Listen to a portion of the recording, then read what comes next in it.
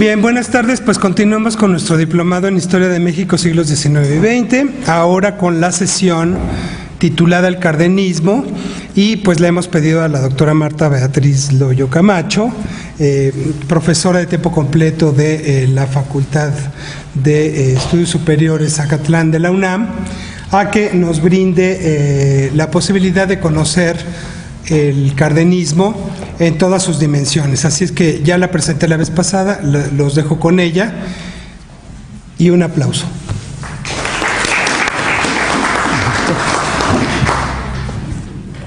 ¿Qué tal? Buenas tardes.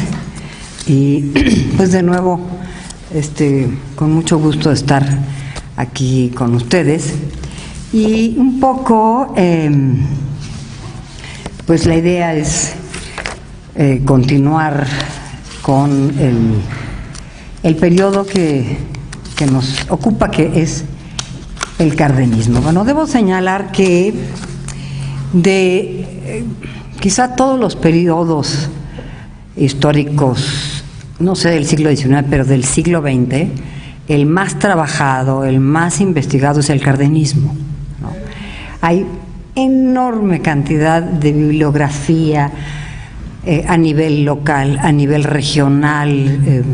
El cardenismo ha abarcado todas las temáticas, los ámbitos, ¿no? Y sigue prácticamente dando todavía muchas posibilidades de investigación, pues porque siempre habrá material que algún historiador no ha visto, no conoce, y digamos, vale la pena. Es un periodo realmente muy atractivo de la historia de México, sobre todo en el siglo XX, ¿no? Bueno, todos sabemos, Cárdenas nace en Jiquilpan el 21 de mayo de 1885 y muere en 1970 en el Distrito Federal después de un cáncer pesado, y muere, fíjense, casualmente 20 años después, el mismo día de la muerte del general Plutarco Elías Calles, ¿no? Entonces, los dos están enterrados en el mismo lugar, uno frente al otro, ¿no? Y digamos, efectivamente Cárdenas tuvo una vida pues bastante satisfactoria, siempre fue muy institucional, y bueno, yo no voy a hablar de los periodos posteriores de la vida de Cárdenas, porque no es una biografía, sino exclusivamente sobre el periodo del cardenismo, que es 1934, toma posesión el 1 de diciembre de 1934 y entrega el último de noviembre, de 1940. Bueno, Cárdenas es antes de llegar a la presidencia, es un callista, ¿no? Yo sostengo que otros autores no, que Cárdenas es callista hasta el día que toma posesión de la presidencia de la República, formado por Calles. Yo les decía a la otra reunión que durante el maximato ocupa cuatro puestos importantes, ¿no? Que cubriría el periodo en el que en parte va a ser gobernador, ¿no?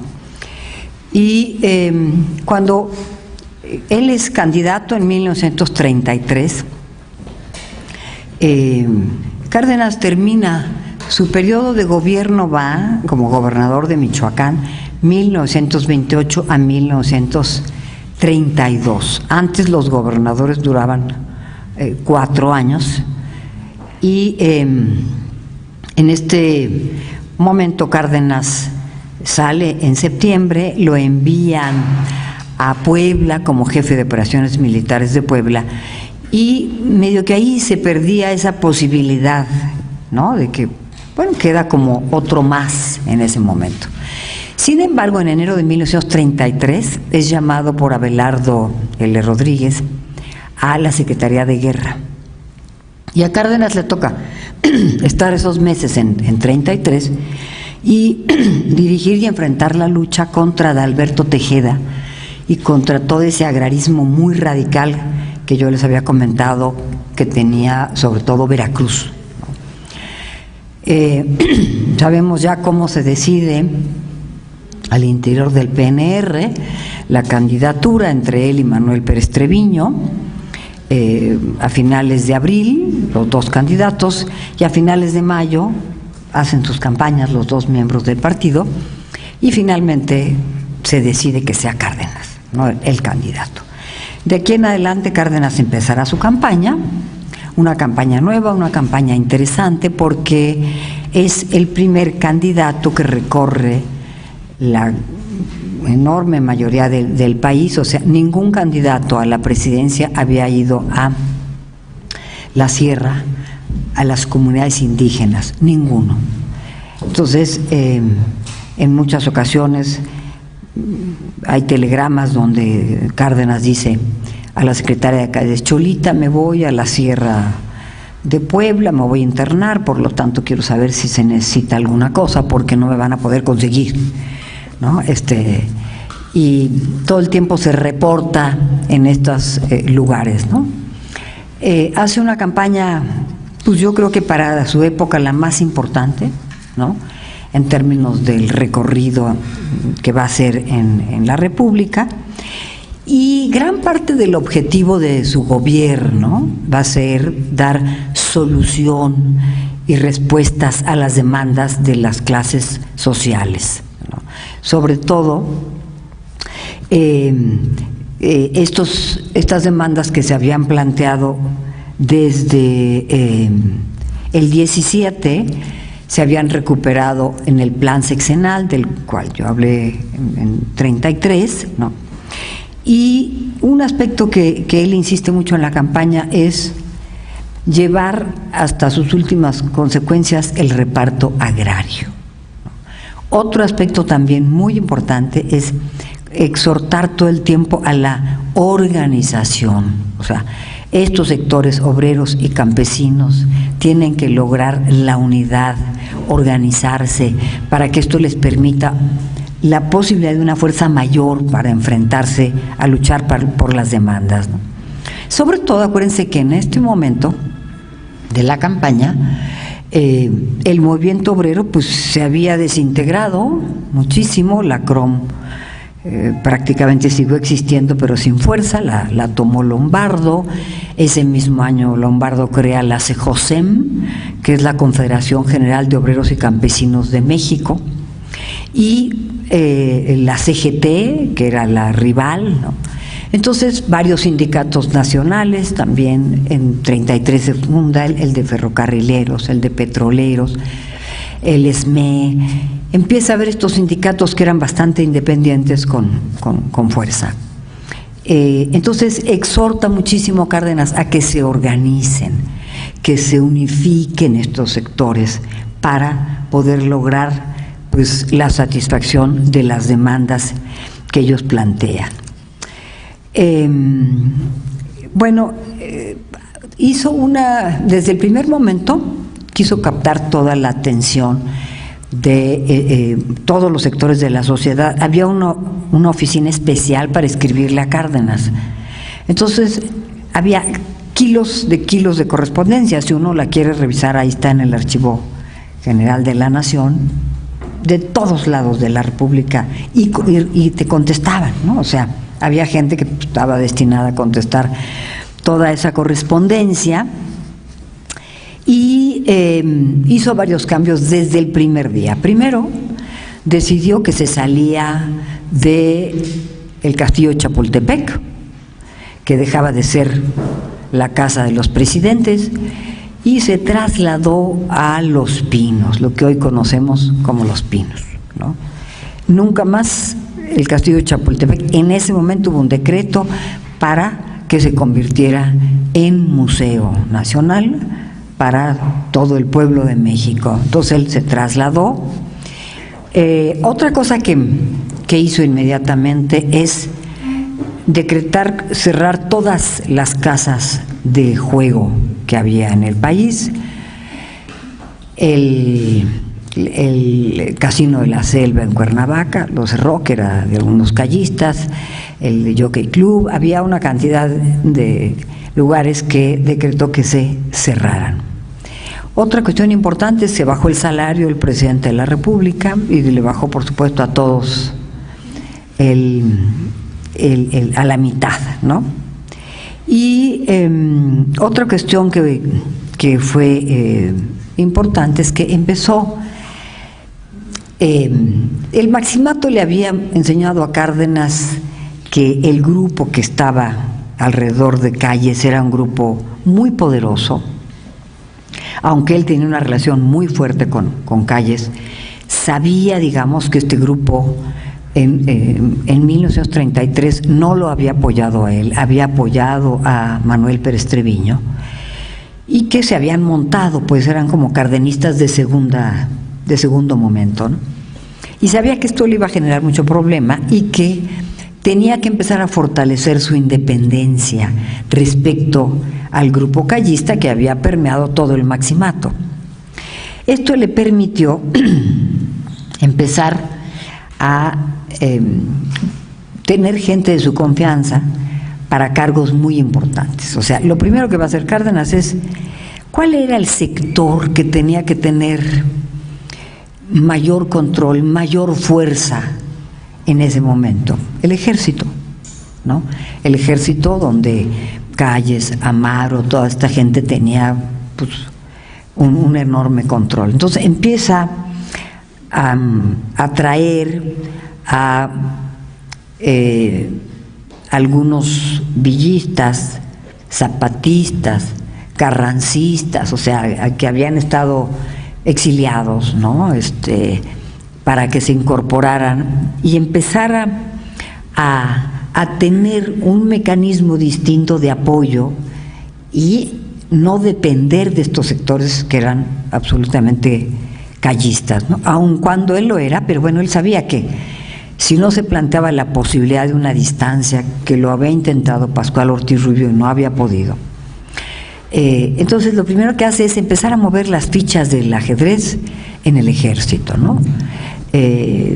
Ciertos militares a los cuales les tiene mucha confianza los trae, y militares muy ubicados con el general Calles los saca. Por ejemplo, Manuel Pérez Treviño lo manda de embajador a España, ¿no? A él le va a tocar la guerra civil. José Manuel Puig Casaurán, que fue el ideólogo del callismo, el que escribió todos los discursos famosos de Calles, lo manda a Costa Rica de embajador. Entonces empieza a ser, ¿no?, un movimiento bastante inteligente. Por ejemplo, hay otro de ¿cómo se llama este militar? Bueno, que fue gobernador de Veracruz, ahorita no me acuerdo, pero bueno, entre Manuel Ávila Camacho, que también lo pone de subsecretario, y otro, bueno, ahorita me acuerdo cómo se llama este gobernador muy famoso. No. Amaro estaba mucho más identificado con Calles en ese momento, ¿no? Era gobernador de Veracruz. Amaro nunca fue gobernador de ningún lado, ¿no? Pero ahorita nos acordamos. Bueno, entonces, ¿con qué situación se encuentra Cárdenas, en diciembre de 34 y sobre todo ya 35? Hay un enorme malestar por varias razones. Primero, la política anticlerical, ¿no? Esta política que había permeado durante mucho tiempo, que era una política callista, incluso se trae a la Secretaría de Agricultura a Garrido Canaval, gobernador de Tabasco. Y Garrido Canaval, que tenía sus camisas rojas, que eran sus grupos de de choque, se los trae a la Secretaría de Agricultura. Y entonces, o sea, empieza en diciembre, ya a finales de diciembre del 34 tienen los primeros conflictos en Coyoacán, en la villa. Entonces, había enfrentamientos con los católicos en las plazas, en las iglesias, ¿no?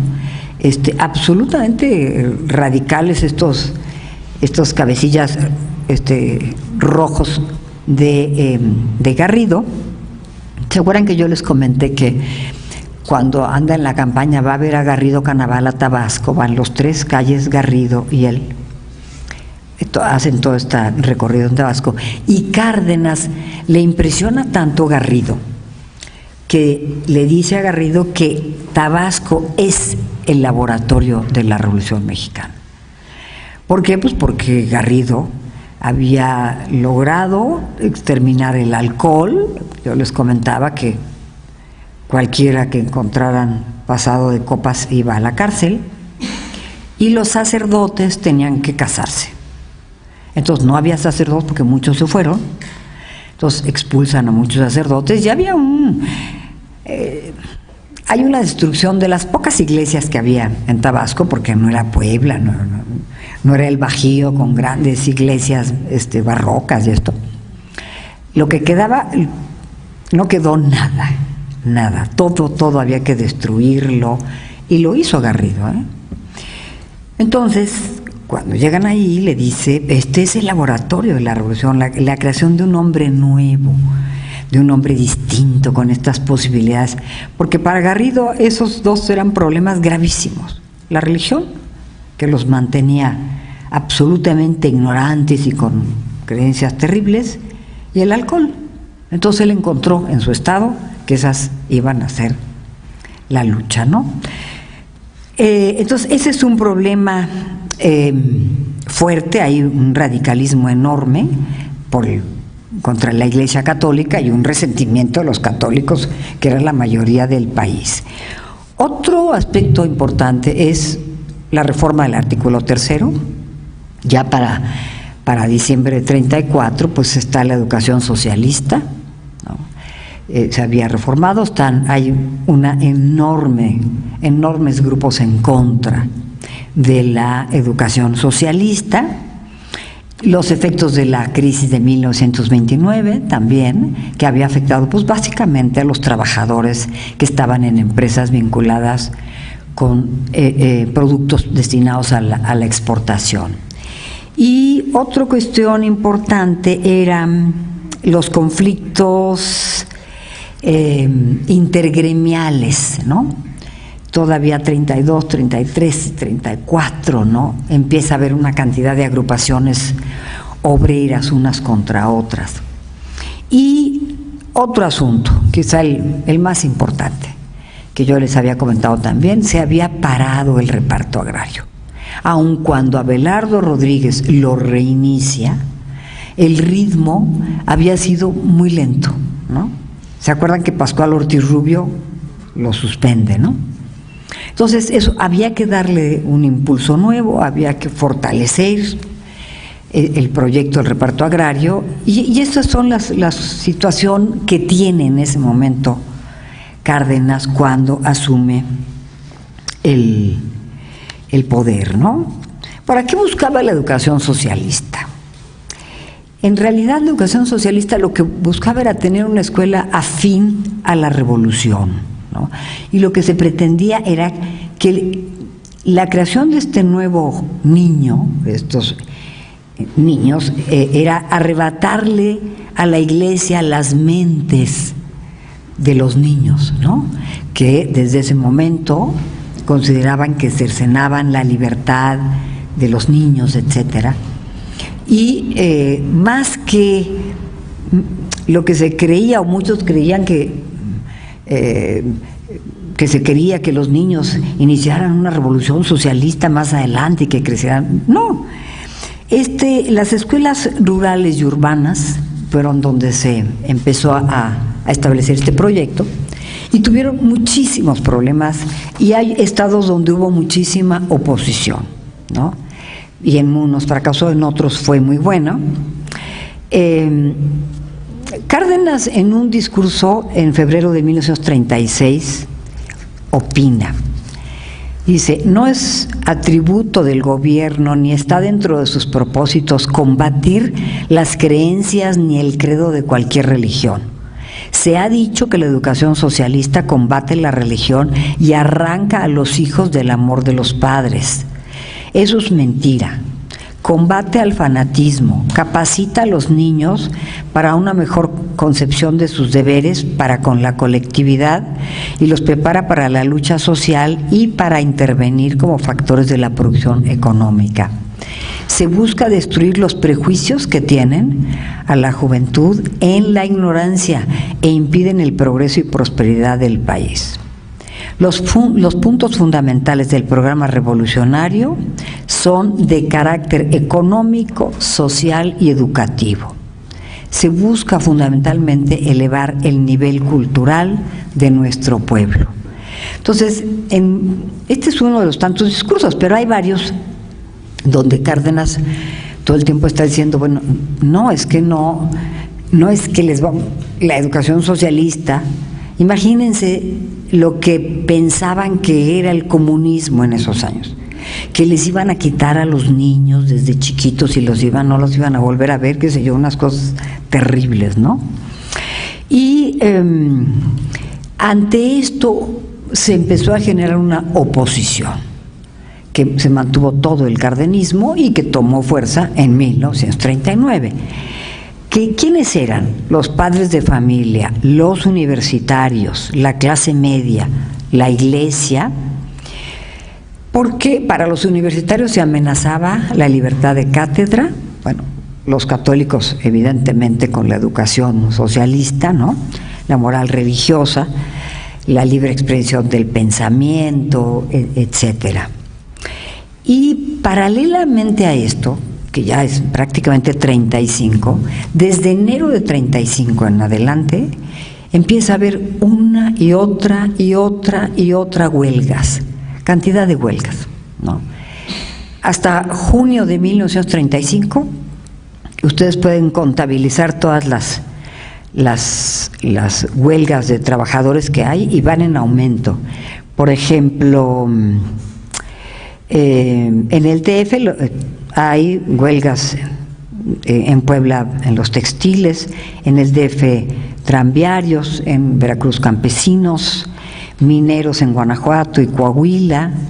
En 34 a finales son 202 huelgas, en 35 642, con la participación de 14,000 trabajadores, y solo 8 de esas huelgas se fallaron a favor de los patrones: petroleros, electricistas, obreros en San Luis Potosí, taxistas, etcétera, etcétera.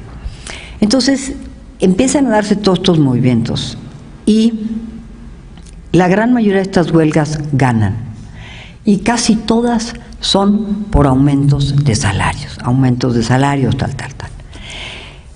Y aquí viene este famosísimo rompimiento entre Cárdenas y Calles en junio de 1935. Calles se encuentra en el Sausal, que era una hacienda de Abelardo en Baja California, y le insisten para que venga a la Ciudad de México. Para esto todos se comunican con Calles, como ex jefe todavía como jefe máximo, y entonces lo que Calles está recibiendo son noticias de lo que está ocurriendo en el país y la Ciudad de México, una cantidad de huelgas que están generando un descontrol para la inversión, para los empresarios, etcétera. Finalmente le insisten. Hay algunos autores, por ejemplo, Adolfo Gili dice que en realidad Cárdenas le tendió una trampa a Calles y lo hizo venir, ¿no? Yo no lo creo, pero bueno, finalmente, por ejemplo, Aaron Sáenz le escribe una carta donde le dice: general, es necesario que usted venga porque las cosas están muy difíciles y hay que poner orden, por favor. Entonces, varias cartas de que venga. Finalmente llega. En mayo Cárdenas lo va a recibir y va a la comitiva, y dice Calles desde la versión de Calles, que ese día se vieron, comieron juntos, hablaron, dice, y nos pusimos de acuerdo. Al siguiente día lo fueron a visitar diputados y senadores y tal. El asunto es que le hacen una entrevista muy importante el día 11 de junio y el día 12 hay unas declaraciones que se publicaron en todos los periódicos de México, excepto en el Nacional, que era el periódico del partido, del PNR, que ahí sí pudieron parar la publicación, donde Calles hace una crítica muy fuerte a la política obrera de Cárdenas, ¿no? Dice que las organizaciones obreras están traicionando al general Cárdenas, un hombre bueno, con todas estas huelgas están logrando que el país se vaya a la crisis, en fin, ¿no? Y critica a Lombardo Toledano como gran parte, uno de los causantes de estos movimientos. Bueno, en ese momento, el día 12, bueno, se siembra toda la clase política y don Luis González, en su libro sobre el cardenismo, tiene los datos de cuántos apoyan en ese momento, cuántos están a favor de Calles y cuántos a favor de Cárdenas. La mayoría está con Calles. Y Cárdenas lo que hace es que darles 48 horas para que definan su postura, ¿no? Y pasa un día y de repente dice que se van así, a la cargada, con Cárdenas, ¿no? Y el día 13, eso es el 12, el 13, los únicos que contestan ante esas declaraciones, es un manifiesto que también se publicó en todos los periódicos, firmado por las organizaciones campesinas, obreras, ¿no? La CEJOSEM, la CESUM, que es la Confederación Sindical Unitaria del Partido Comunista, la CEJOSEM de Lombardo, la CROM, todas las organizaciones y también los sindicatos fuertes, ¿no? De los que hemos hablado, los electricistas, petroleros, apoyando la política de Cárdenas. En ese momento, ese es el día 13, y el día 14 responde el general Cárdenas. La respuesta de Cárdenas también se publica en todos los periódicos, es una respuesta muy corta, que yo se las voy a resumir en muy pocas líneas. Habla sobre, efectivamente, estas huelgas están generando inestabilidad, pero son producto de la desigualdad y de la injusticia entre las relaciones obrero-patronales. Dice, arreglados estos asuntos, ¿no?, se logrará normalizar la situación, tal. Y termina diciendo que, o sea, justificando, sí, ahorita es una molestia lo que está ocurriendo, pero es en bien de satisfacer demandas justas de la clase trabajadora. Y al final dice que el poder presidencial es el único responsable, ¿no?, del rumbo de la nación. ¿No? Con eso dice, el único que decide el rumbo de la nación es el presidente de la República y es responsabilidad de él. Y después de este discurso renuncia a todo su gabinete, que la mayoría era callista. Al otro día sale un nuevo gabinete y uno ya ve quién salió, ¿no? Sáenz, todos los que ve uno que ya no están, eran callistas. Y empieza la expulsión de la Cámara de Diputados, la Cámara de Senadores, de enorme cantidad de callistas. Salen y salen. Hay una limpia. Y todavía, septiembre, octubre, noviembre, todos esos meses, gobernadores, hay 8 gobernadores que son renunciados, ¿no? Duro Cárdenas en ese sentido. Finalmente Calles sale fuera del país, dice que no va a regresar, que jamás va a entrar en política, en fin, y se va, que él nunca quiso generar esto, y sale fuera del país y empieza el rompimiento, ¿no? Todos los callistas, pues, pero casualmente en diciembre resulta que regresa el general Calles con Morones, con el dirigente de la CROM, ¿no? Ya también bastante trasnochado. Vienen los dos, llegan el 11 de diciembre y o el 12 y van a recibirlos varios, ¿no? Entre ellos el general Amaro, Medina Beitia, ¿no? Todos esos que van a recibir al general Calles, porque Calles dice que viene a defender al régimen callista de todas las acusaciones, ignominias y tal, porque además es cierto, entre junio a noviembre hay acusaciones terribles en contra de Calles, ¿no? Incluso tiene que venir porque lo acusan del asesinato de Obregón, en fin, hay muchísimas cosas que tiene que venir a defenderse. Y él dice que va a defenderse va a defender el régimen callista y dice que la mayoría de los que están ahí han sido callistas, lo cual era totalmente cierto, ¿no? Ya no eran, ahora sí ya no eran, ¿no? Ya eran cardenistas. Y finalmente todos los que van a recibirlo al otro día también les piden la renuncia. Al general Amaro renuncia, fulanito renuncia, no va viendo las renuncias, y bueno, pues eso ya va limpiándole a Cárdenas este espectro de ese grupo tan fuerte, ¿no? Del callismo. Y todavía Calles se queda enero, febrero, marzo y en abril, más para terminar con el asunto del general Calles, hay una voladura de un tren en Veracruz con unas bombas y acusan a Morones y a la CROM y obviamente a Calles. Entonces, Calles, por supuesto, no tiene, no pueden demostrarle absolutamente nada.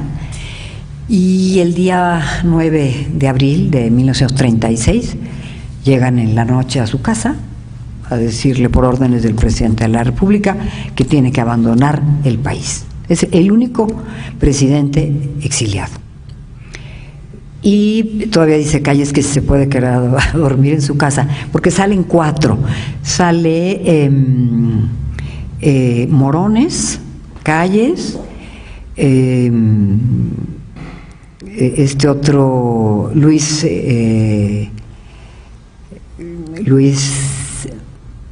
Rodríguez, y el otro es Melchor Ortega. Luis L. León, Morones, Melchor Ortega y el general Calles, o sea, 4 civiles y un militar. Y anteriormente iban a ser 3 militares y un civil, pero bueno, finalmente se decide que sea así. Y a los otros, pues no los dejan llegar a su casa. Uno puede leer los periódicos de ese momento, que además se publicaron en todo el mundo, y al único que, o sea, la verdad, tiene un buen tratamiento Calles. Ya llegan por él a las 7 de la mañana, ¿no? A las 5 de la mañana, o 6 por ahí, y ya sale con toda su comitiva, lo llevan a Balbuena para que tome su avión, y se van los callistas. Bueno, y hasta ahí acabó con ese asunto de Calles, ¿no? Pero esto pues le va a permitir a Cárdenas pues iniciar un proyecto de reformas prácticamente nunca antes vista, de la magnitud que va a tomar en ese momento el cardenismo. Ahora, ¿qué significa este rompimiento con Calles y por qué es tan importante, por qué tantos autores lo han trabajado? Bueno, representa la consolidación del poder presidencial, ¿no? El poder presidencial en México es 1 y dura 6 años. Y desde ese momento hasta el día de hoy no ha vuelto a haber otro Maximato ni Salinato, y hay varios expresidentes que lo han intentado, ¿no? Pero no se ha podido, no han logrado hacerlo, y por eso el poder presidencial en México tiene tanta fuerza, porque además a nivel constitucional desde 17 tiene poderes extraordinarios, etcétera, ¿no?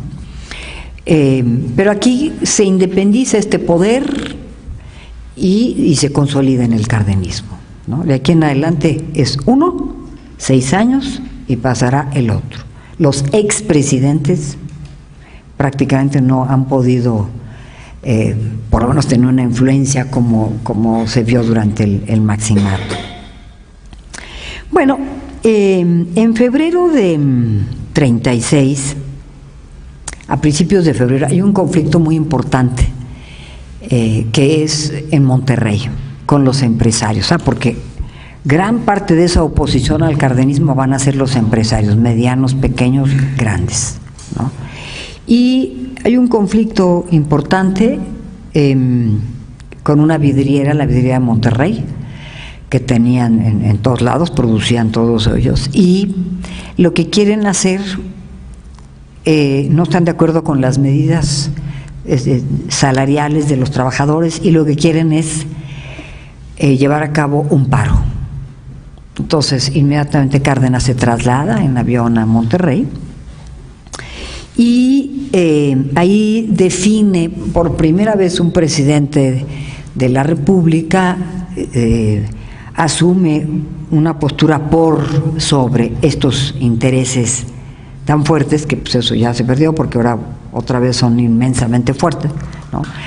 Y lo que hace es establece 14 puntos de su política obrera, porque además la crítica de los empresarios era que el régimen era comunista.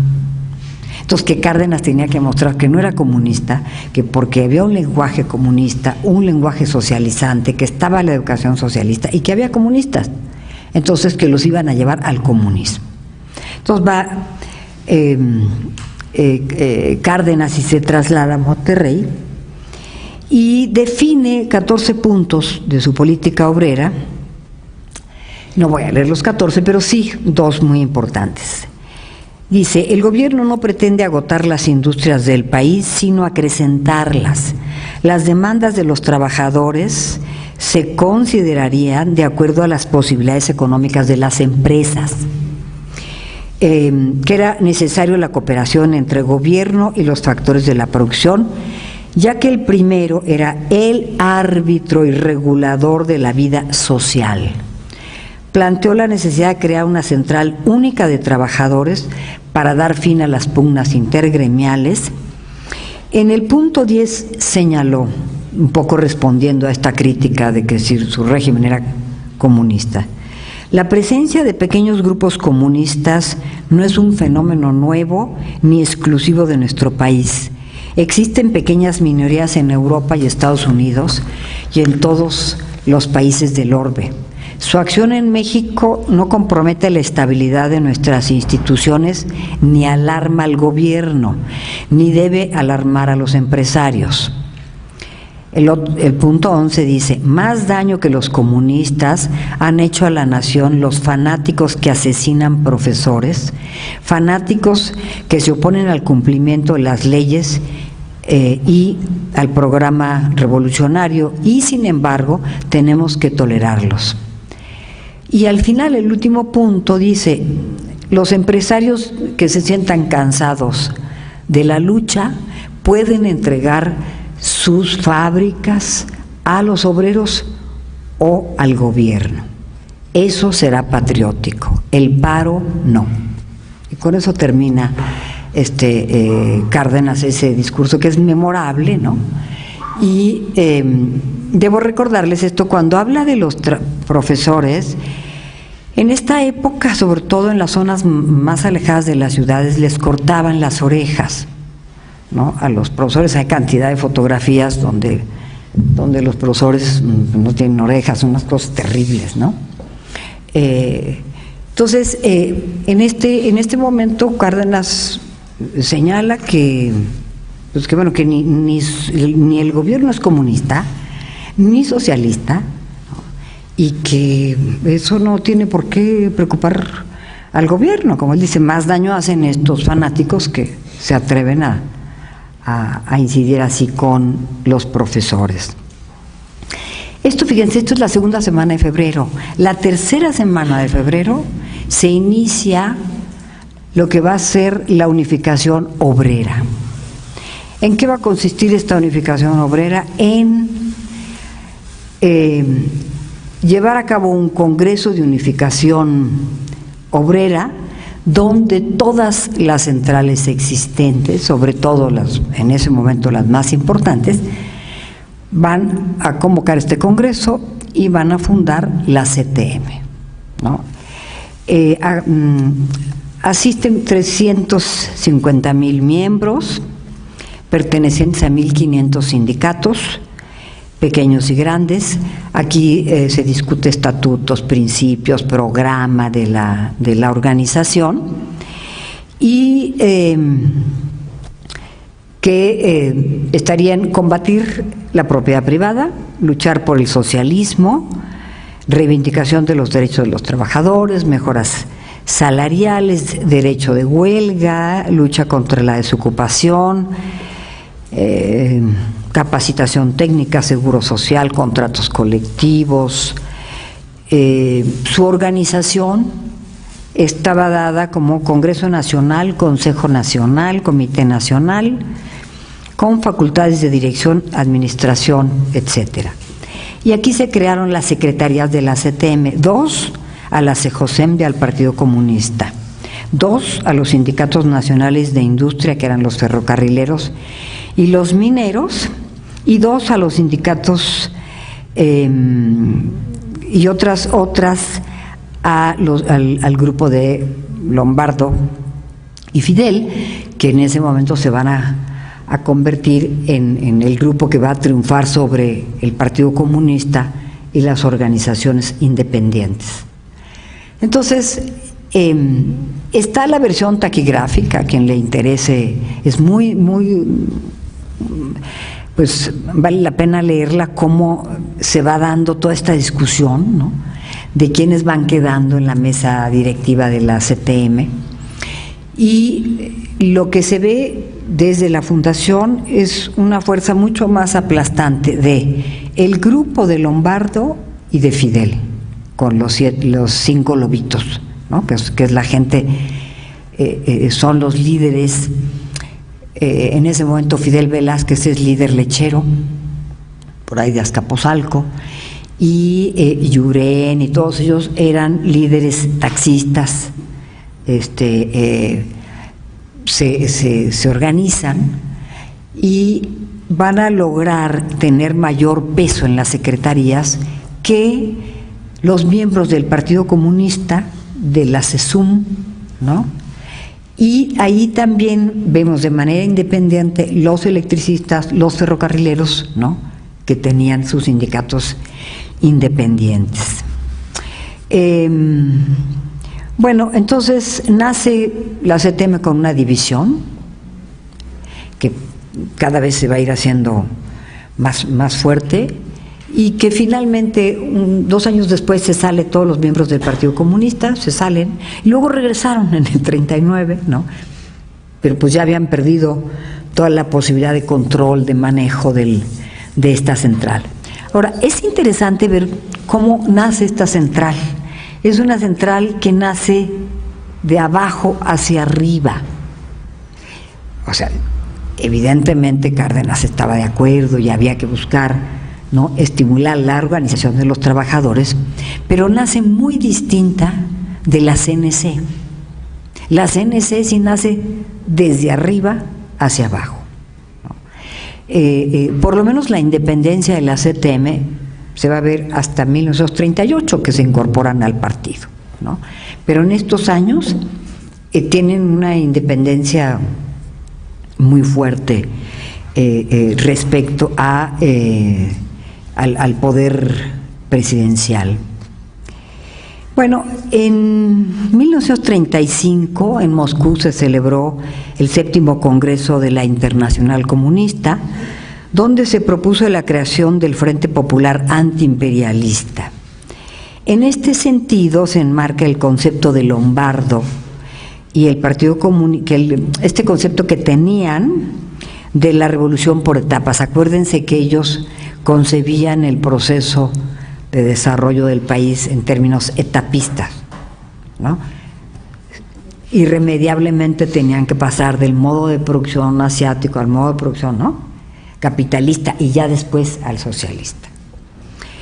En este sentido, se busca mejorar las condiciones de los trabajadores, la emancipación política y económica del país, y es cuando deciden aliarse al gobierno, ¿no? Porque, ¿cómo concebían ellos el cardenismo? Bueno, el cardenismo estaba impulsando una política nacionalista, una política de independencia, de recuperar los recursos naturales, una defensa del país, pero tendrían que transitar a un proceso mucho más moderno, o sea, estimular mucho más el desarrollo capitalista. O sea, para que pudieran llegar al socialismo, pues había que desarrollar hasta sus últimas consecuencias al capitalismo para que vinieran las contradicciones de esta concepción etapista de la historia, ¿no?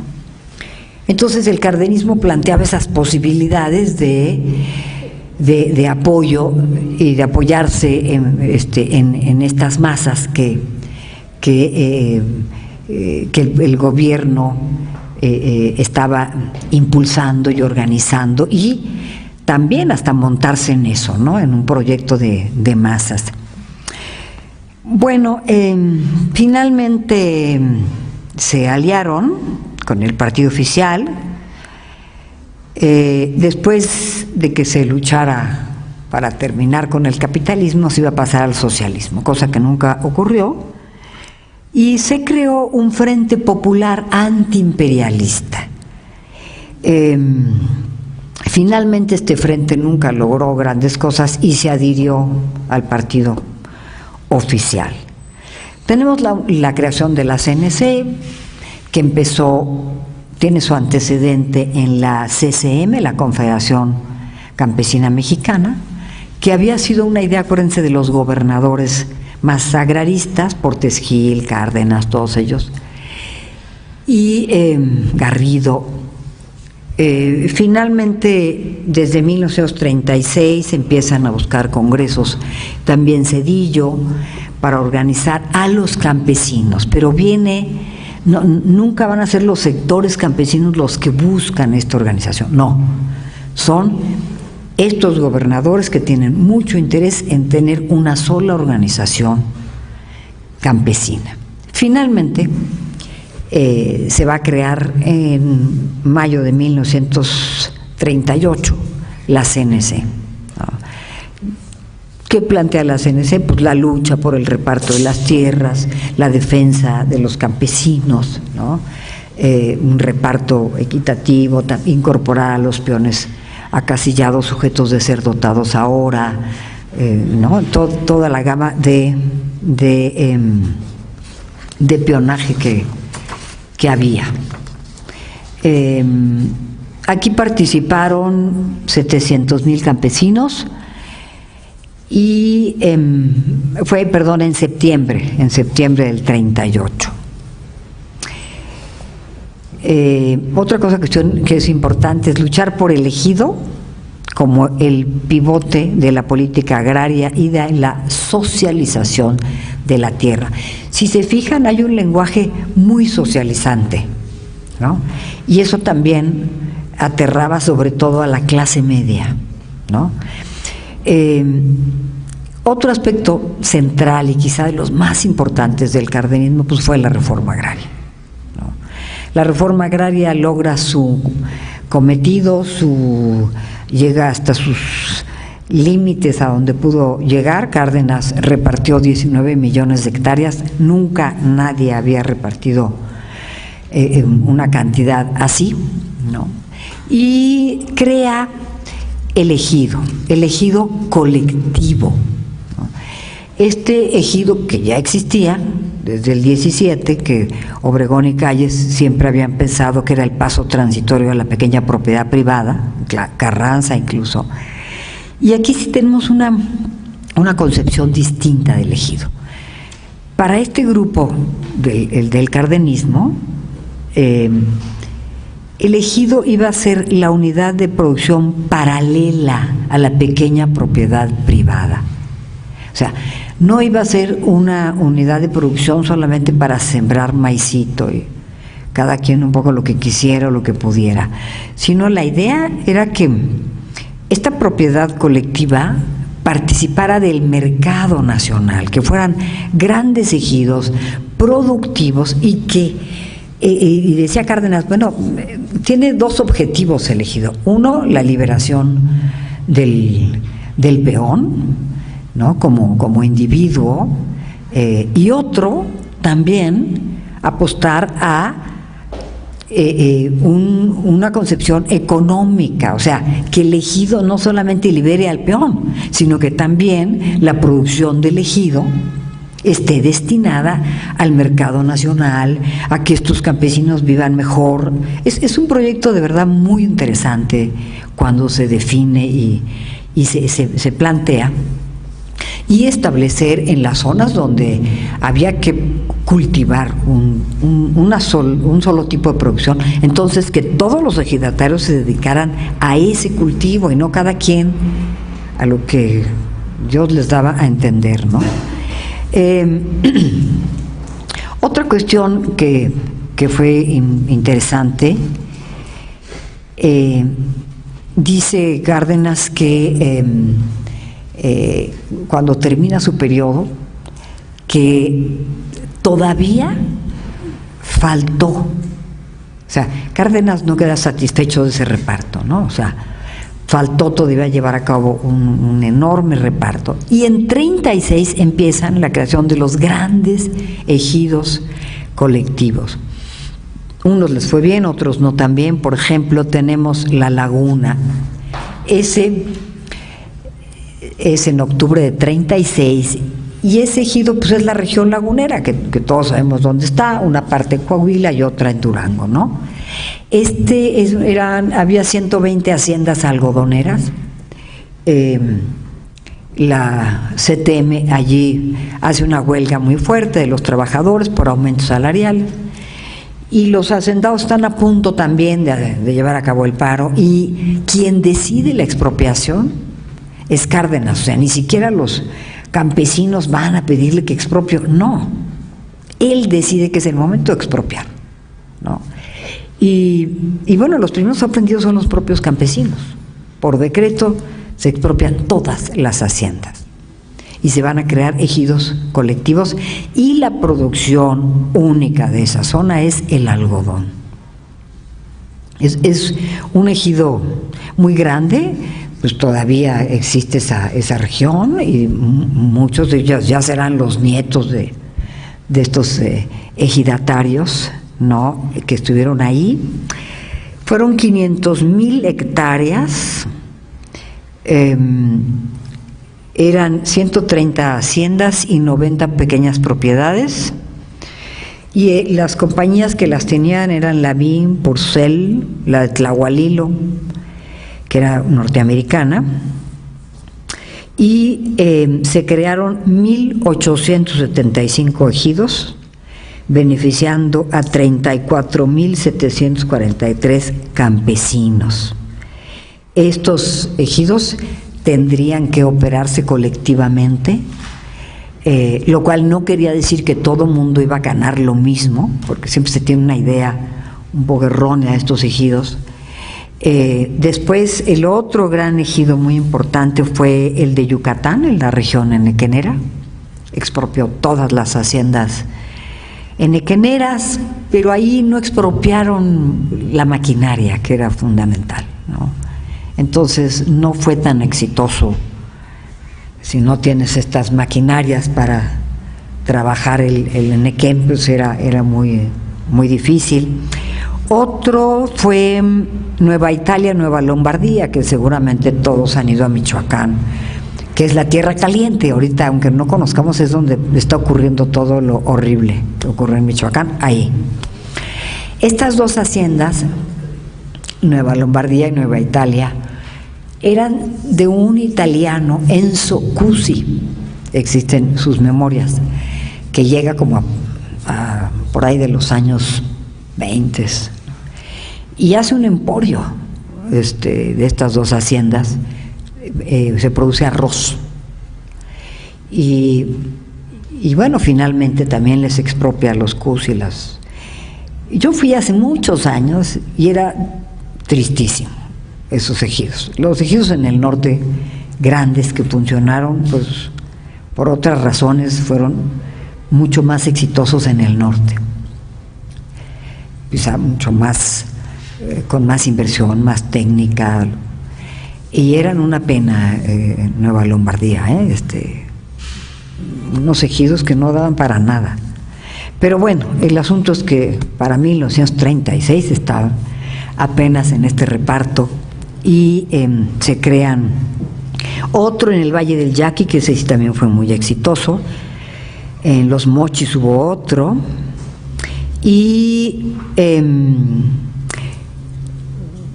podemos decir que destruyó la hacienda, pues no del todo, ojalá, sino parcialmente se destruyó la hacienda.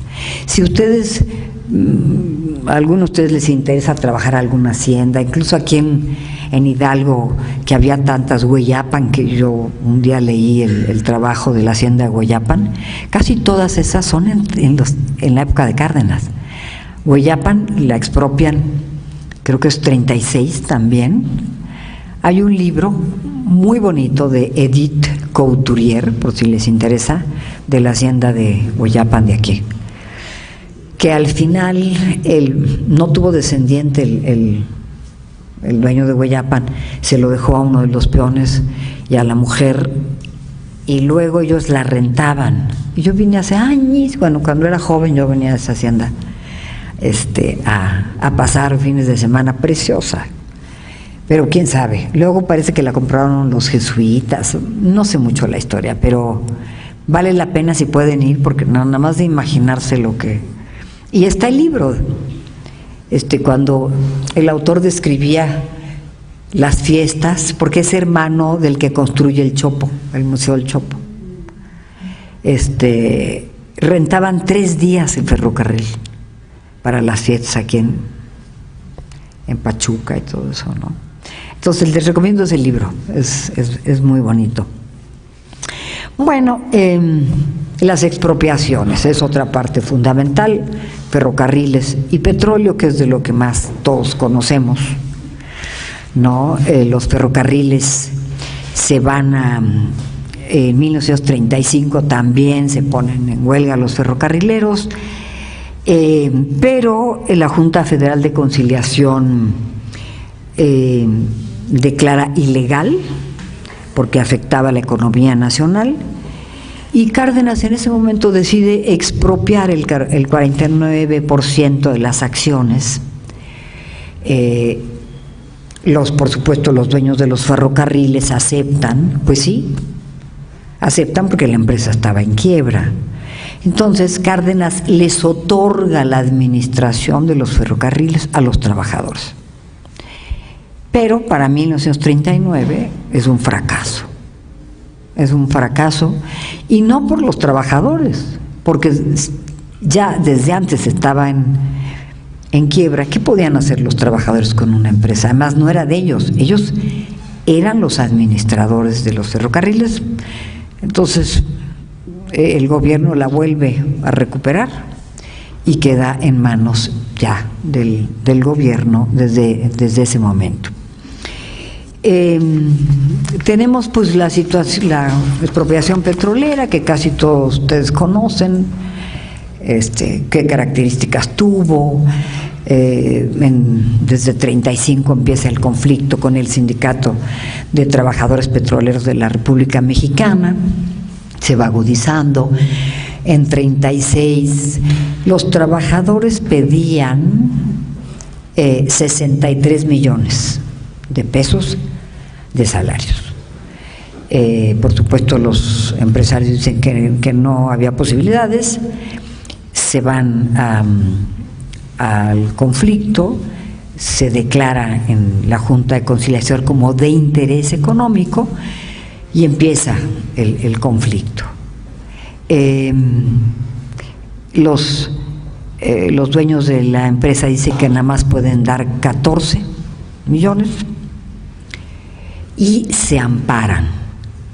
Entonces es cuando ya se viene esta investigación donde va a participar Jesús Silva Herzog, que era muy joven, estos primeros economistas mexicanos, y realiza toda esta investigación en las empresas petroleras y descubren que por supuesto las empresas pueden pagar mucho más de los 14 millones, que tenían cuentas fraudulentas, que tenían compras a precios altísimos que no correspondían. En fin, hacen un informe que ustedes lo pueden ver de todas, digamos, todos los aspectos de las empresas en relación al salario, ¿no? A la compra de los carros tanques, ¿no? En todo eso había cantidad de inversiones que no se comparaban con lo que en ese momento era factible darles a los trabajadores. Entonces lo que ocurre es que no se les permite el amparo y finalmente a principios, como creo que es el 9 de marzo del 38, se dictamina que tienen obligación de pagar, que pueden pagar las empresas 26 millones de pesos. O sea, ni lo que pedían, ni lo que ofrecían. Pues siempre pasa así, ¿no? Entonces, pero 14 no, podían pagar perfectamente 26 millones. Finalmente las empresas empiezan desde ese momento, que son una semana antes de que sea la expropiación, a sacar el dinero de los bancos, a limitar el número de carros tanques, a sacarse una cantidad de cosas que había de las empresas. Con esto, para presionar al gobierno mexicano a que cediera, digamos. Y bueno, ahí sí Cárdenas decidió que o lo hacía en ese momento o no había otras posibilidades. Ahora, esta expropiación, yo creo que todos hubieran querido expropiar. Lo que pasa es que la coyuntura para Cárdenas es muy favorable. Es 38. Había empezado ya la Guerra Civil Española en España. Estaban a punto de estallar la Segunda Guerra Mundial. Digamos, el contexto internacional hacía favorable porque difícilmente los Estados Unidos iban a arriesgarse a una intervención armada contra México. Por supuesto que iban a guardar su fuerza para una conflagración internacional y no para los vecinos. Entonces, esta coyuntura por lo menos la evaluaron bien y finalmente pues ya sabemos cómo la Suprema Corte falla en contra de las empresas norteamericanas y Cárdenas se expropia a las 6 de la tarde. En ese entonces pues nada más había radio, entonces todos los radios de toda la República Mexicana, ¿no? Mi madre se acordaba que era muy chica y siempre nos platicaba, ¿no? Yo tenía como 8 años y todos hacia las 6 de la tarde, además vivían en Tampico, en la zona petrolera, entonces era una cosa ahí que nadie podía como creerlo, ¿no? Y si ustedes, yo siempre me imaginé que era un discurso así, ¿no? No. Ojalá cómprenlo porque además se vende ya. Ahorita ya le han matizado la voz a Cárdenas, pero tenía una voz tan monótona. Oreda, razón, de verdad, es que no va con la personalidad la voz. Pero bueno, así es, está grabado y así fue. Y finalmente, ¿cuál fue la respuesta de las compañías? Iniciar un bloqueo terrible a México. Entonces, se expropian, todo se queda aquí, pero México no tiene dónde sacar el petróleo. Ningún país que tuviera relaciones con Estados Unidos e Inglaterra aceptó el petróleo mexicano. Entonces México no tiene otra posibilidad más que venderlo a quien se lo compre. ¿Y quién se lo compraba en ese momento? Alemania, Italia, Japón, ¿no? América Latina, cualquier país que quisiera comprar petróleo, había que venderlo. Y lo hacen, sacan todo el dinero de los bancos. Esto genera, no solamente eso, había habido una política de sobregiro en el gobierno de Cárdenas, esperando una respuesta de los empresarios que no se dio, y la única posibilidad que tiene el gobierno es devaluar, lo cual es terrible. En ese momento se devalúa el peso y esto genera pues un desequilibrio muy fuerte para la población en su conjunto. Claro, después de este triunfo dicen que es el único momento de unificación nacional. La Iglesia, toda la oposición estaba a favor de la expropiación. Pero bueno, eso pasa. Y fíjense, eso es en marzo. En mayo, el general Zedillo, de aquí de San Luis Potosí, Saturnino Zedillo,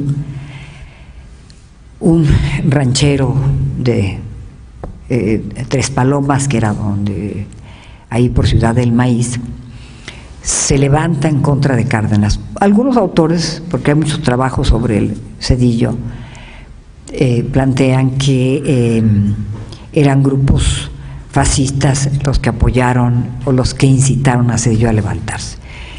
En fin, está por verse, no lo creo, pero en realidad Zedillo no estaba de acuerdo a la política agraria de Cárdenas.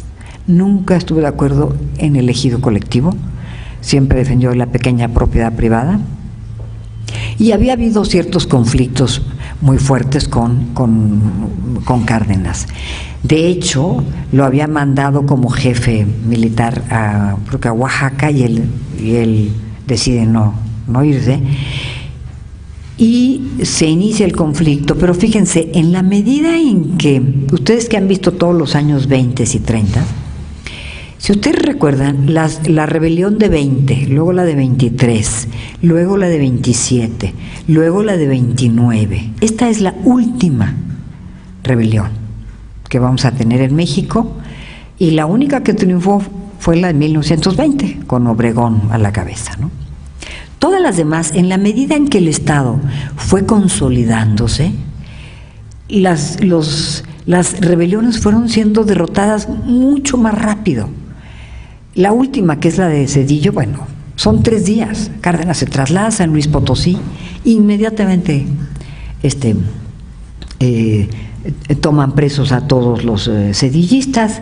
Zedillo huye y está escondido hasta febrero de 1939, que lo descubren en una cueva y lo matan. Digo, no lo descubren, acuérdense que esas cosas no existen. Alguien dijo dónde estaba Zedillo escondido, y ahí lo matan. Pero es una rebelión incluso bastante anunciada, y el fracaso de ella también. En este año también hay otro momento importante, la transformación del partido. El partido va a tener 3 momentos de cambio, ¿no? Bueno, su fundación, 29, 38 de PNR a PRM, y 46, que se convierte en PRI. En este momento, en la tercera asamblea del partido, se decide una transformación del partido por muchas razones. Primero, había que eliminar lo que quedaba del callismo, llenaras evidentemente de darle fuerza al partido. Lo que se buscaba entonces ahora era que la base del partido fuera una base que representara todos los intereses de la nación. Por lo tanto, había que transitar de un partido de cuadros. ¿Se acuerdan que yo les leí algunos de los puntos del PNR y cómo hablábamos de un partido piramidal, etcétera, etcétera? Es un partido de cuadros políticos. Aquí va a transitar, en marzo de 2008 a un partido de masas. ¿Por qué? Porque ahora el partido tendrá 4 sectores que van a ser la base de sustentación del partido, lo cual fue un acierto político increíble, digamos, ¿no? El sector obrero, incorporando a todas las organizaciones obreras, la CETEM y todas las demás. El sector campesino, con la CNC y pequeñas organizaciones. El sector militar, incorporado ahí, que además duró 2 años, por fortuna. Y el último, el sector popular, que eran comerciantes, profesionistas, ¿no?, que podían incorporarse al partido. De aquí en adelante el partido tendría su base de sustentación en la sociedad misma. Por eso después, cuando uno decía el PRI es un partido que integra a todos los sectores sociales, sí. Así se da esta transformación, ¿no? Entonces la idea era que representara. Ningún otro partido tenía esa característica, por lo menos en 1938, ¿no? Entonces se transforma y los principios ideológicos eran una mezcla de pensamiento liberal y el social de la Revolución Mexicana y de socialismo. El lema, fíjense, en ese momento era por una democracia de trabajadores, de los trabajadores. En 46 se cambió, ¿no? Era un lema muy cardenista. Reconocía la lucha de clases como inherente al régimen capitalista, la colectivización del campo, el apoyo a la clase obrera contra el fascismo, la intervención del Estado en la economía, libertad para los indígenas, y mediante esta unión de obreros, campesinos, clases medias y ejército, esto significaba que el partido representaba la esencia de la nación. Bueno, eso creían ellos, pero esta era la idea fundamental. Ahora, en cuanto, pues el proyecto económico es interesante ver. En el cardenismo tenemos pues la búsqueda de la independencia, incrementar el desarrollo económico. Es en este periodo cuando Cárdenas reúne las 2 organizaciones empresariales, Concamín y Concanaco, y en 36 se crea la Concanacomín, o sea, las fusiona, y esto permitía un mayor control, porque todos los organismos, todas las empresas tenían que registrarse irremediablemente en estas organizaciones.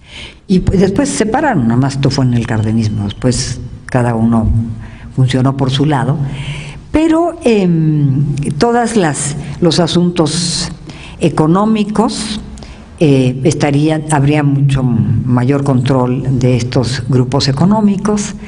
El Estado asumía una injerencia directa, ¿no?, como regulador, y empezaron a crear una serie de organismos que el gobierno podía controlar. Por ejemplo, se creó esta compañía de papel que fue muy importante, PIPSA, que desapareció hace unos años, ¿no?, fue años.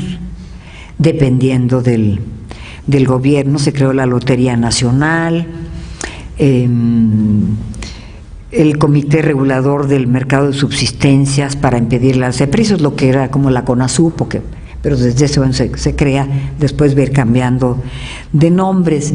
Y la relación de Cárdenas con los empresarios no fue realmente muy buena, pero bueno, al final entendieron que también ellos iban a beneficiarse de todo este proyecto. Entonces había como 2 concepciones.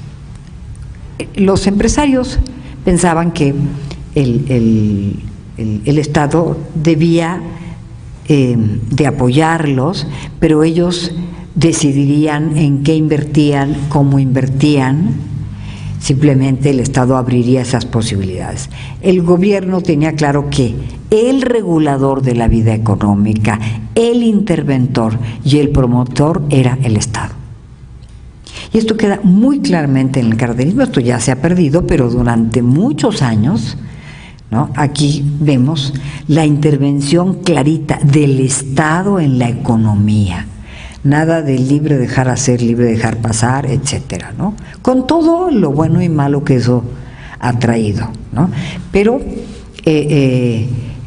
finalmente lo que hizo Cárdenas es apoyar con exención de impuestos a muchísimos empresarios, ¿no? Había que estimular la planta productiva, bueno, que no paguen impuestos, que se abra esta empresa y esta y esta y esta, para que, o sea, ¿qué se buscaba con este impulso de la economía? Bueno, primero, elevar la productividad nacional. Esto significaba agrandar el mercado nacional. ¿Y para qué? ¿No? O sea, ¿cómo iba a crecer este mercado nacional si no tenía demanda? Entonces, si efectivamente los trabajadores tenían mejores salarios, mejores condiciones de vida, pues ¿hacia dónde iban a incidir estos trabajadores? Hacia el mercado, hacia el crecimiento del mercado. Y finalmente, ¿quiénes iban a ser los beneficiados de este crecimiento? Pues los empresarios. O sea, en la medida en que hubiera mayor poder adquisitivo, mayor demanda de productos nacionales, el mercado interno a crecer. Y esta es mucho la idea, pero muchos de estos empresarios o no lo entendieron o lo entendieron muy tarde, ¿no? Algunos pudieron hacerlo, tenían esta idea clásica del liberalismo, ¿no? El libre dejar hacer, el Estado que esté ahí nada más, pero ni que regule, ni controle, ni nada. Entonces, sí es notable en ese momento, ¿no? Bueno, otra cuestión es con los empresarios, ya voy a acabar, la Ley Federal del Trabajo que se modificó en estos años. ¿Se acuerdan que se había creado en la época de Pascual Ortiz Rubio, en 31? Y aquí se obligó a que se pagara el salario del domingo, los días festivos, porque los empresarios, día que no trabajaban, a mangos. Entonces se logró finalmente, después de mucho tiempo, que se modificara y que se pagara naturalmente la semana, el sábado y el domingo. ¿Qué otra cosa? Bueno, la oposición para terminar. Efectivamente vamos a tener que, después de la expropiación y después de esto que yo les he comentado, si uno revisa el proceso de reparto agrario, ahí se acabó el cardenismo. O sea, finales de 38, 39 y 40, ustedes pueden ver todas las reformas se fueron haciendo cada vez menores. O sea, llega un momento en que no pudieron avanzar, los grandes repartos no tienen nada que ver con lo que se repartió en estos años.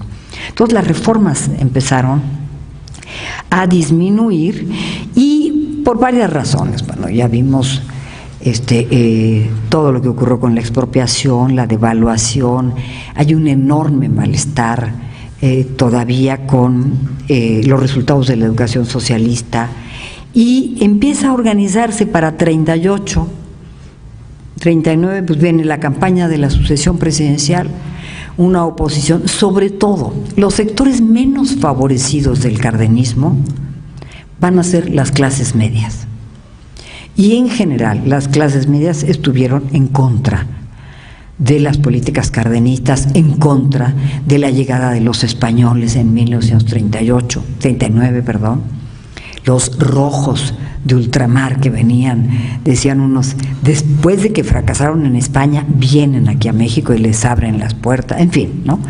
Entonces todos estos sectores empiezan a organizarse, hay una coyuntura favorable en ese sentido, pero nunca va a lograr la oposición organizarse de tal manera que pudieran enfrentar en el proceso electoral al candidato del partido. También el contexto internacional va cambiando. A principios de 39, Alemania se anexa Austria y Checoslovaquia. También reclama Polonia. Japón se expandía en la costa china y en Italia. Italia había invadido Etiopía. Inglaterra y Francia les preocupaba la actitud alemana, y a Estados Unidos el crecimiento de los japoneses y del fascismo en América Latina. Se empiezan a crear agrupaciones. La Unión Nacional Sinarquista, que es una organización que surge en el Bajío y que tiene como antecedente el movimiento cristero, ¿no? Esta organización que surge en 37 y que el doctor Pablo Serrano tiene un libro espléndido sobre el sinarquismo, son 2 tomos de este tamaño que pueden ustedes consultar. El Centro Unificador Revolucionario, se funda el Partido Acción Nacional, el PRAC, el Partido Revolucionario Anticomunista, que son todos los callistas que estaban en contra de Cárdenas, y el PRUM, que va a ser el partido, pues evidentemente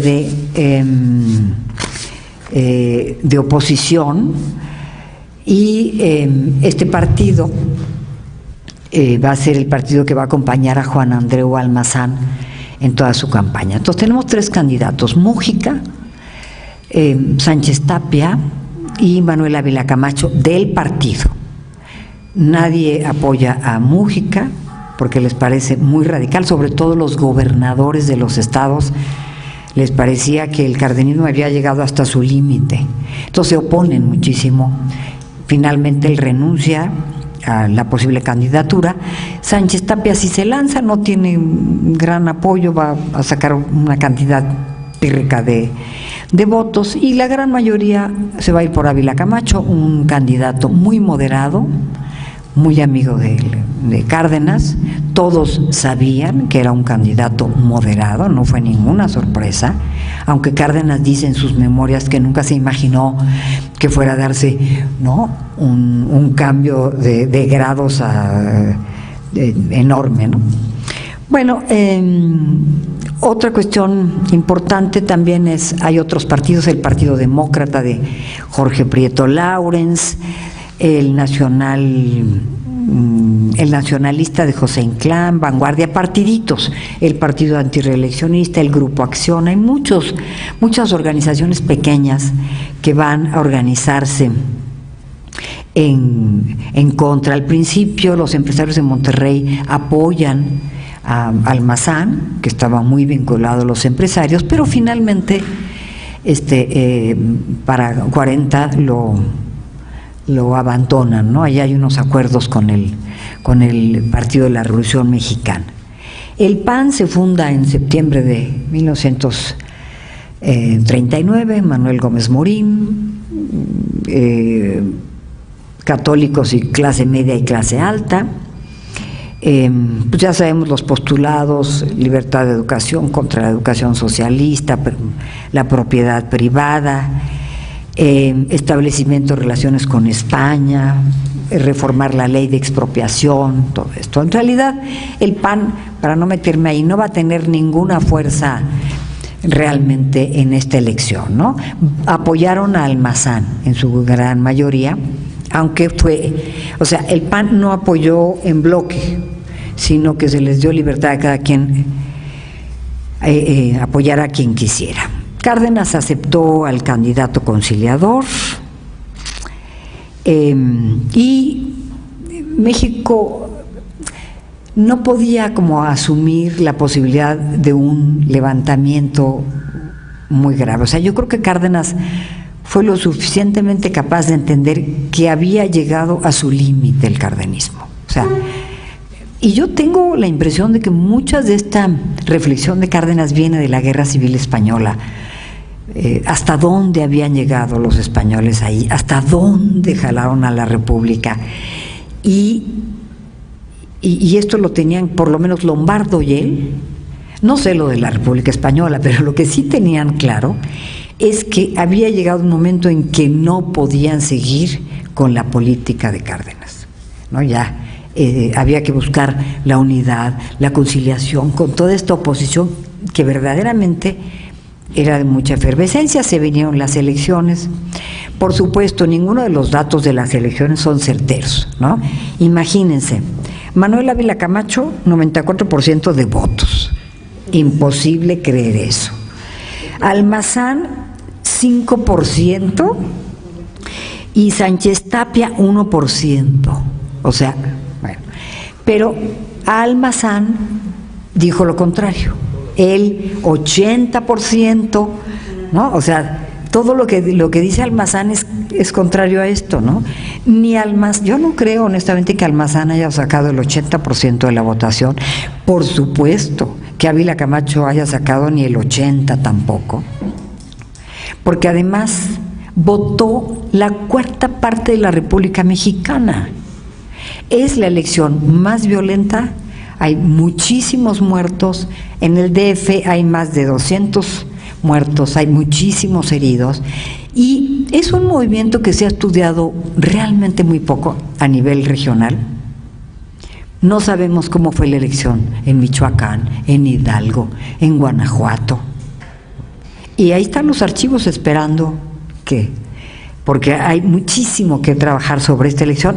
Es la más terrible, la más violenta y la más antidemocrática de todas. Por eso cuando dicen Cárdenas demócrata, no.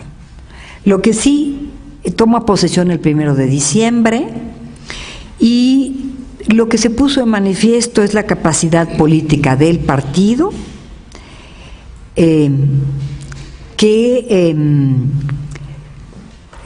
la fuerza de este partido, del control de este partido, la debilidad de la oposición, porque en ese momento la oposición no controlaba ninguno de los sectores populares del país, ninguno. Bueno, no quiero decir ninguno, había por supuesto, ¿no?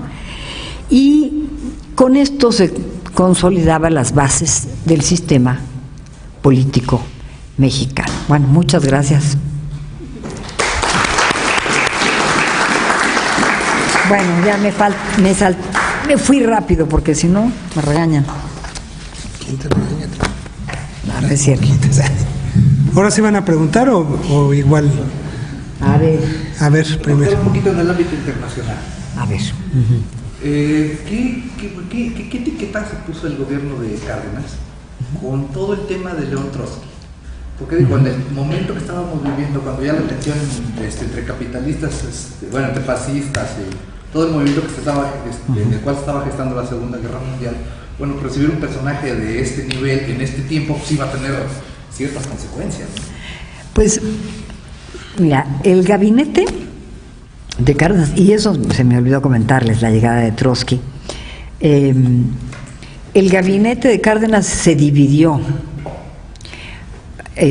Por ejemplo, el secretario de Relaciones Exteriores, por supuesto, no estaba de acuerdo en que se aceptara Trotsky. Acuérdense que Trotsky ya no lo habían recibido en Estados Unidos, pues todo ese trayecto que venía huyendo y huyendo, en todos lados lo venía persiguiendo el Partido Comunista.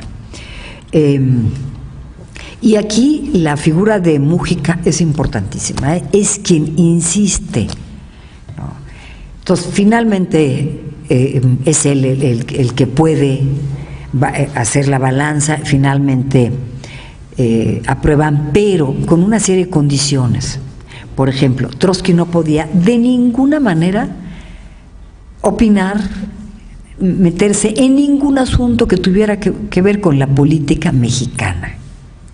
Se le iba a dar, donde llegó, tal, resguardo, apoyo, tal.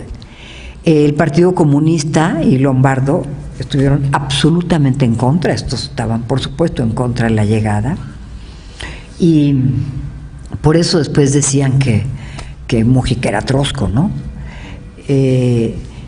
Y nunca, que yo sepa, se vieron Cárdenas y Trotsky. Tenían comunicación, le mandaban, manda a decir el presidente que esto, dígale al presidente, tal, ¿no?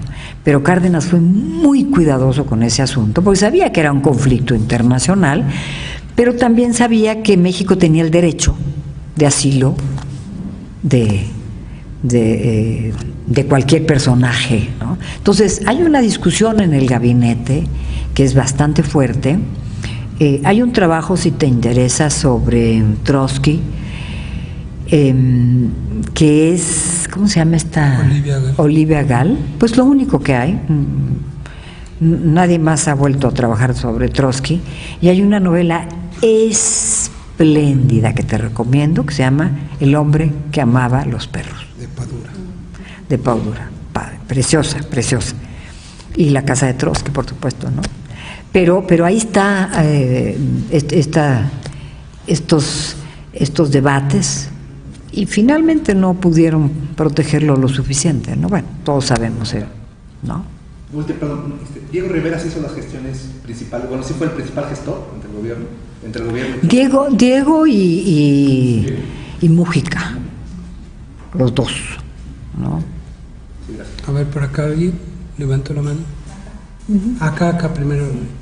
Bueno, nos habló sobre la forma en que se modificaron los sindicatos y todo, pero yo lo que me quedó una duda es cómo es que se logró un consenso con las clases populares para la expropiación petrolera. ¿Cómo es que se logró?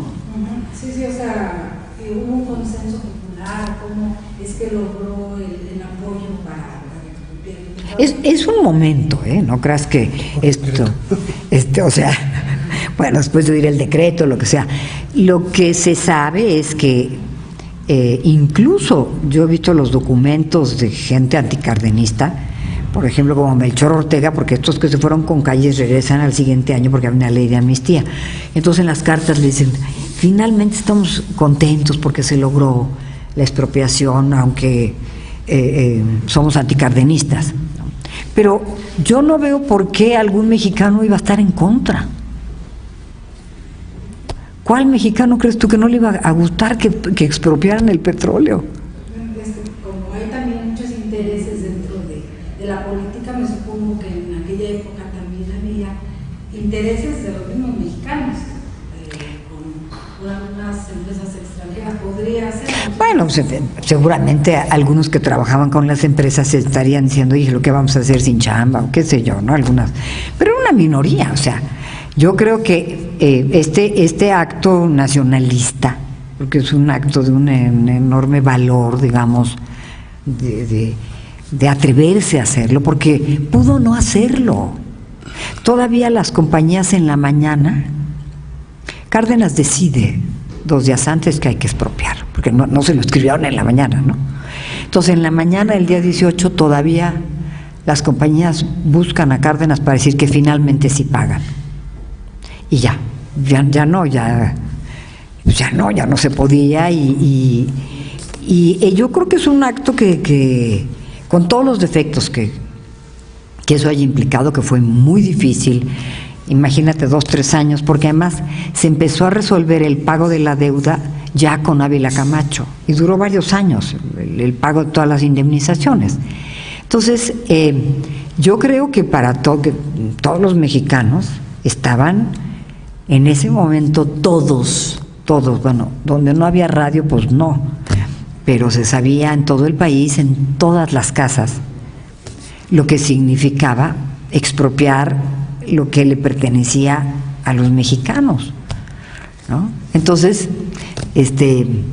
y luego, si tú ves las fotos, al otro día, en Palacio Nacional hay miles y miles y miles de fotos de todo lo que donaban todas las gentes para pagar la indemnización. Claro, eso no servía para pagar, por supuesto, ¿no? Pero es un acto de una enorme solidaridad, todos llevan lo que pueden.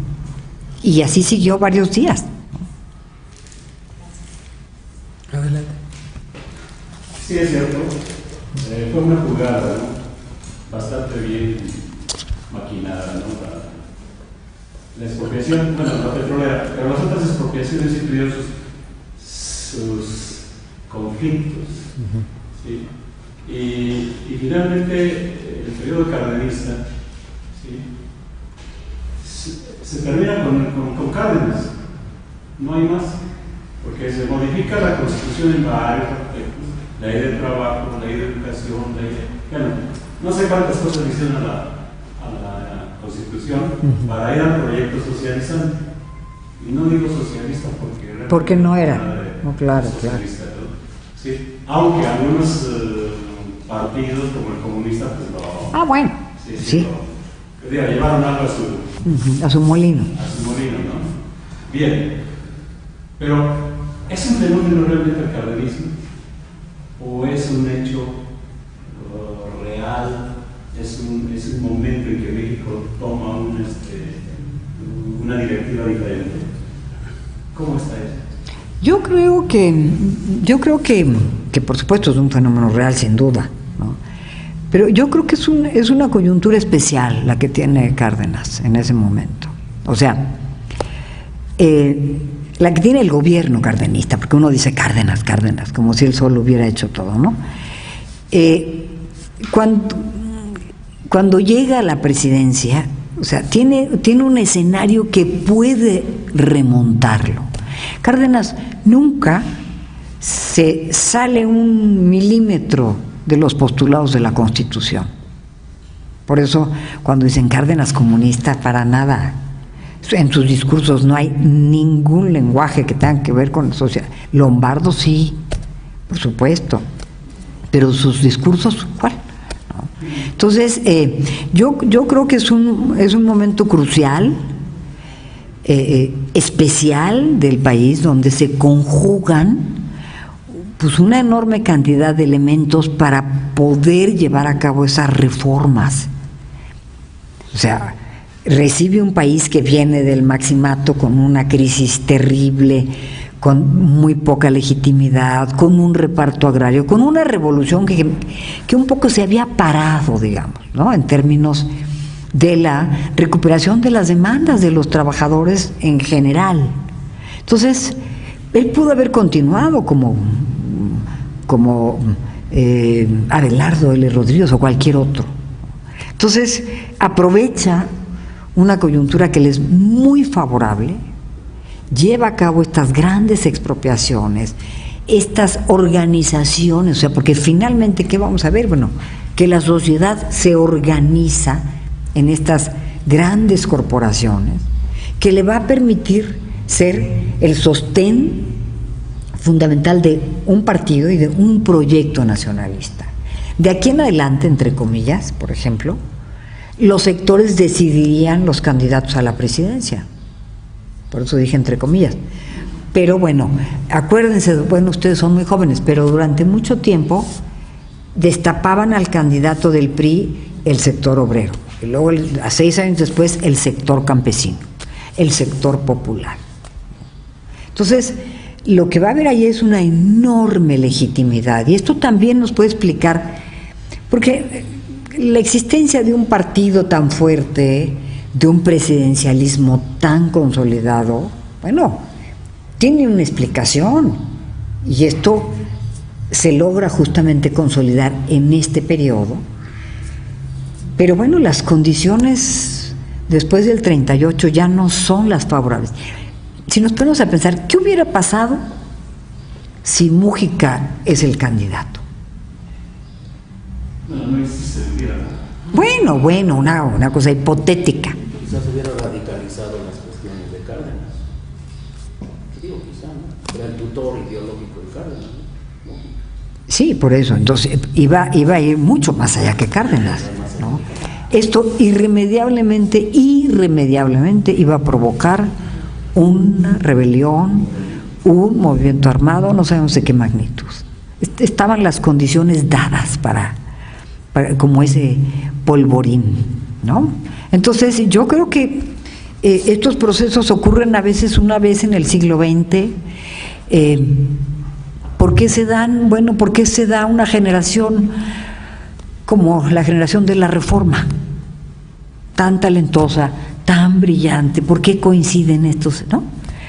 Pues muchas veces no tenemos las explicaciones históricas que nos dan estos elementos. No. Entonces yo creo que por supuesto que es un periodo muy importante, clave, que se aprovecha sin duda esa coyuntura, ¿no? ¿Qué tan relacionado está Cárdenas con el grito de Guadalajara y cuál fue la reacción a este ¿El grito de calles? Sí. Yo creo que no tiene nada. No hay ningún documento que nos hable de... Por supuesto que... Yo ya no me metí mucho a las cosas de la iglesia, hay muchas partes del cardenismo. Cárdenas finalmente en 36 también negocia con la iglesia. Y con la iglesia norteamericana, que es la que pesa desde la cristiada y desde... y bueno, no tiene otra, dice Cárdenas, estoy cansado de cerrar templos. Lo que necesitamos es abrir escuelas y que vaya paralelo a esto, ¿no? Entonces, él sabe que ese es un requisito, incluso algunos autores plantean que esto favorece mucho la expropiación petrolera, porque el peso no católico, sino religioso, digamos, de los norteamericanos hace una presión enorme. Finalmente 37, 38, acuérdense, se empiezan a abrir todas las iglesias que faltaban, que seguían cerradas, y la política de Cárdenas no es que Cárdenas apoye a la Iglesia Católica. Tiene muchos amigos allí en Michoacán que son sacerdotes. Al final acaba siendo el obispo uno de las gentes más cercanas a él, ¿no? Pero tiene muy claro los límites a donde tiene que estar el clero, y yo creo que Cárdenas sigue siendo muy institucional en función de lo que es el proyecto educativo del país, ¿no? Y lo que significaba, pues, si nosotros imaginamos cómo eran de nuestros padres, a qué escuelas iban, o nuestros abuelos, con la iglesia aquí, ¿no? Entonces, eso es lo que Cárdenas critica y lo hace muy bien. No está en contra de la religión ni de las creencias. Entonces, no tiene nada que ver con el grito. Hasta donde yo sé, no. Es bastante autónomo el asunto de calles. Se ha expresado en varias ocasiones que Cárdenas pone las bases políticas del sistema nacional, del sistema mexicano. Lo hace porque, en efecto, como lo ven algunos, por ejemplo Arturo Anguiano dice esto, él organiza las fuerzas productivas, obreros, campesinos, empresarios y demás, que el Estado en efecto requería para una legitimidad, ¿no? Este sistema que se perfecciona, en realidad lo que creó fue un corporativismo, particularmente sindical. No hay disidencia, y los que son disidentes o no son admitidos, o no van a huelga, o son asesinados, ¿no? Los quitamos, ¿no? Esas bases de este sistema en efecto hicieron un control tan fuerte que muchos piensan que ahí empieza la dictadura blanda. Ahí es donde controlamos absolutamente todo. En el caso de los partidos, muchos años después, con Reyes Heroles, apenas se admite la disidencia que se incorpore a los procesos electorales. Poquito a poquito, ¿no? Hoy, desde luego, no se ha terminado el proceso. Este sistema mexicano, enormemente controlador, manipulador, ¿cómo hasta cuándo dura? ¿O sigue presente? Algunos dirían, por ejemplo, que ya para la época de Salinas, ya ni de revolución se habla, ya no sirve, ya quedó caduco, o todo lo contrario, está vigente. Bueno, yo lo que creo es que no es que Cárdenas puso las bases, para nada, ¿no? Es un proceso que prácticamente surge después del 17, o sea, todo el periodo de Obregón, el periodo de Calles, o sea, se van creando las instituciones, se van creando, o sea, y Cárdenas participa de ese proyecto, igual, ¿no? No es que de repente salió Cárdenas así y dijo, no, que pues Cárdenas aprende con el general Calles, es un callista connotado, y también aprende pues que que no puede continuar en el poder, porque ustedes saben que Cárdenas podía reelegirse en 40. Y dice, bueno, pues tenía ahí la imagen de su gestor, ¿no? De Calles. Entonces, no es que yo lo que creo es que es un proceso que surge de esta revolución, que va a tardar mucho tiempo en consolidarse, y que lo vemos, por ejemplo, con el ejército, ¿no? El ejército va a transformarse completamente del ejército de la Revolución al ejército nacional en los años 20, ¿no? Todavía hasta el 35, y hay algunas reformas todavía en la época de Cárdenas, menores, pero las hay. Entonces, todo ese proceso de subordinación de las Fuerzas Armadas al poder político del Estado, o sea, si nosotros comparamos eso con América Latina, claro, tardamos muchos años, pero nosotros no volvimos a tener nunca un golpe de Estado militar, ni intentos de golpe militar, ¿no? Entonces, y esto que usted decía, un Estado controlador, un Estado donde la disidencia, efectivamente, pero es un Estado que se crea, es muy claramente desde Obregón. O sea, ¿cuál disidencia permite Obregón y Calles? Ninguna. Los disidentes, ¿no? Una vez me preguntaron, Marisol, a esa me acuerdo, me dice, oye Marta, ¿y qué pasaba en esos años? ¿Los desaparecían? Porque ya estaba trabajando a Díaz Ordaz. No, le dije, aparecían muertos. Sí, no que iban a desaparecerlos y a llevárselos, no, aparecían todos muertos, ¿no? Entonces, es un régimen que surge, un régimen con estas características dominante, donde la disidencia no se acepta, ¿no? Donde no hay democracia, por supuesto, es un régimen muy piramidal, había que integrar de nuevo lo que se había roto del porfiriato, ¿no? Y finalmente con muchos tropiezos lo logran, y con todos la gravedad que eso implicó. Ahora usted pregunta, ¿cuándo se acaba con...? Yo, pues ahí sí, cada politólogo, historiador podía tener sus...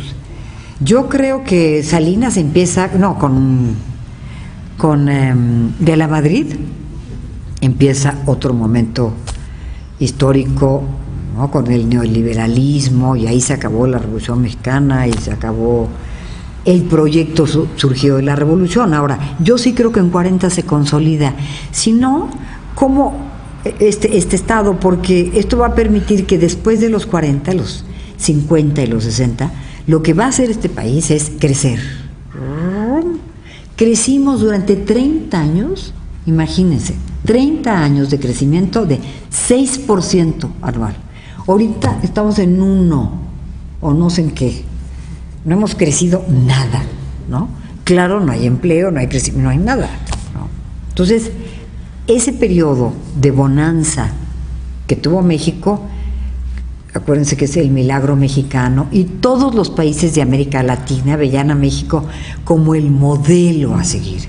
¿Cómo le hizo México para lograr eso? Bueno, es que tuvo una revolución y tuvo tal. Bueno, pues ya estamos viendo cómo le hizo, ¿no? Por último, el personaje que decía que quedó pendiente, no lo reconozco, ¿no es Heriberto Jara? Sí, exacto. Heriberto Jara, que después construyó un barco de cemento. Sí. Tenía un barco de cemento afuera. Muchas gracias. Nos vemos mañana. No va a venir el doctor Martínez Assad, pero voy a estar yo. Así es que aquí nos vemos. ¡Aplausos!